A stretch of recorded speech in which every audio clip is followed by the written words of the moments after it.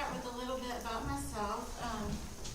He already mentioned my kids, but I'm married to Nathan List, and we have 3 kids. The youngest is Sadie, and she's 9, and we have a son, Carson, who's 12, and he has a son, my stepson, Tristan, who's 16. And I went to Bartlett High School, grew up in Bartlett, and currently live and work in Bartlett. So I really like Bartlett, I guess. But I graduated from Christian Brothers University, and then went on to work at Gordon and Associates, a small CPA firm in Cordova, where I help clients with compiled financial statements and sometimes reviewed, which is kind of like an audit, but a little bit less, financial statements and prepared tax returns, and then just ensured compliance with all other business and tax filing requirements and deadlines. And then I went on to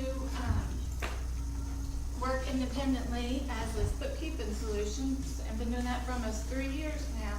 And here are some of the things I do for clients, as well as personal property schedules or business tax or gross receipts tax returns, and budgeting and financial forecasting sometimes, and also just answering staff questions.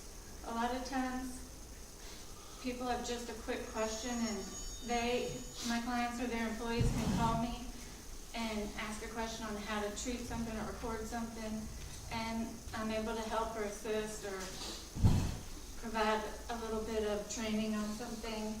And really anything on your list, like I said before, I think and like to say, I can help with as much or as little as my clients like or need.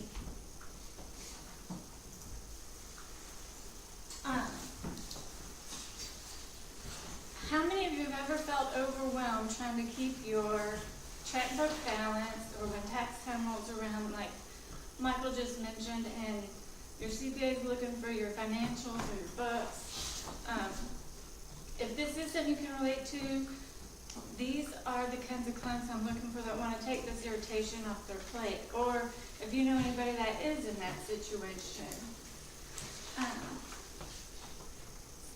An ideal client for me is a small business with at least 1 employee, even if it's like a spouse or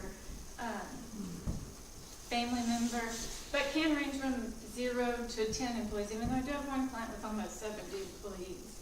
But here are some of my current clients, and a couple others not listed there.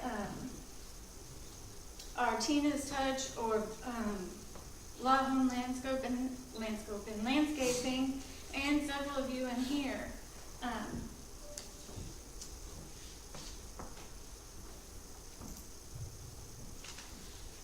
Usually when I start working with the client, I like to see how they do things and why they're doing them that way before I suggest any changes.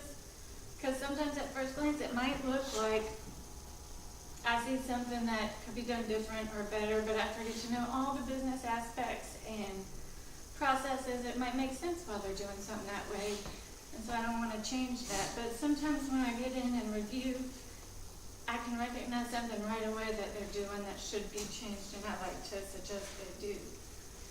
A good example I can share of a client that I helped save time was, I had a client, started working with him, and he was spending many hours every week to process his payroll. And I was able to show him an inexpensive payroll processing service and take on the task of initiating or running that payroll every month. And the little bit of my time and the small fee was well worth the time it freed up for him to concentrate on other things.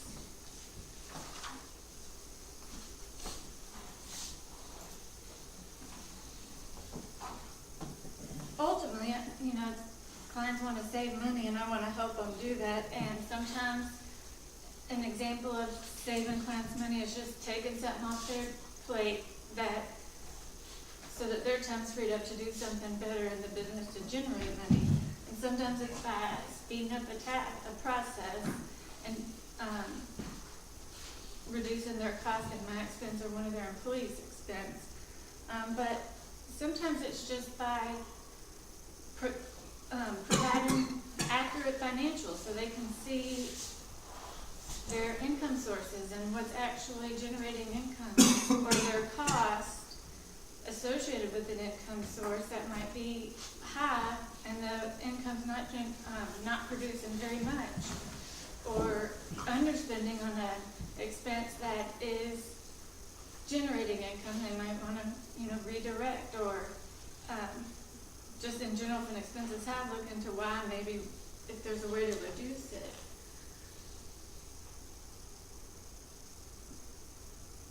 And actually, another good example on how I saved a client money was tax related.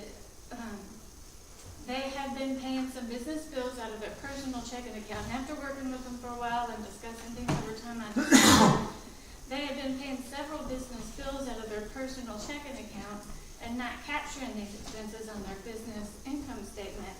So they were missing that deduction that could reduce their tax income. And I was able to show them that they could still pick up that expense on their business income tax, even though they paid it out of their personal checking account. And it was good already that they had them separated, because a lot of people don't, but they could either just reimburse themselves, or we could just make an entry every month to book that. In this case, they didn't want to reimburse themselves, so I just have been making that entry to show that contribution into the company, which also increases their equity, which is good. So if they do have a loss, they can actually take it, especially if it's a partnership or corporation. It might not work on a sole proprietorship, but they still are missing that expense. Third test time. It's time. You got 3 minutes left. Okay.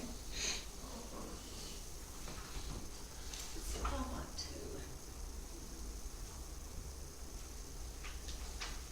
Well, I guess back to the money thing and the taxes and the CPA. One good way is just by having good, clean financials to give to your CPA when tax time rolls around. You will save money because it's going to take less of the CPA's time to get everything ready just to draft the return. As someone who used to draft returns in a tax return office, I can say if we didn't get clean financials, we spend a lot more time to get them clean. And a quick tip on how to make sure you're not wasting CPA's time is to not backdate items. If you did your financials off to your CPA, that tax year is closed. You shouldn't date anything in that year ever again, because if it is a corporation or a partnership, then it's going to throw off your retained earnings, and your CPA is going to spend forever trying to figure out why it's changed, and because they have to account for that on the tax return. And if it isn't a corporation or partnership, just a sole proprietorship, you're losing that expense because it's in that prior year and you've already filed that tax return. And when you print this year's, it's not there. You're not going to get that deduction.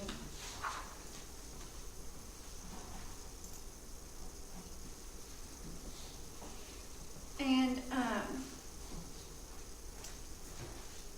don't know how much time I have now, but 2 minutes.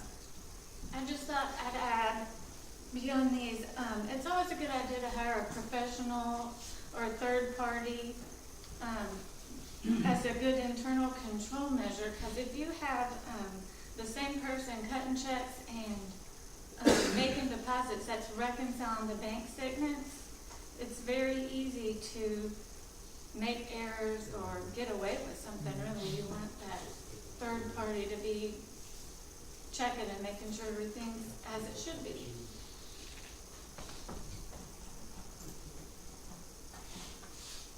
And I mentioned one day, one of my clients referred to me as a QuickBooks ninja, so. Yes, you are. So Christy also, a couple things that she does for us is like when we have people owe us money, before we get Ralph involved, we just say, hey Christy, could you send them something? Because she just acts as a buffer between us and some of the clients that owe us money, and it works like a charm, because they're like, oh, I gotta pay, I don't want to be embarrassing, or whatever their reasons are, but that's why I think they do it. But she's been our bookkeeper for the last year. She's been awesome. She is that third party that looks in our books and gives us great advice and gets our books clean for the CPA. So she's saving us a lot of money and a lot of time. So I appreciate you. So with that being said, give her a round of applause for her 10 minutes.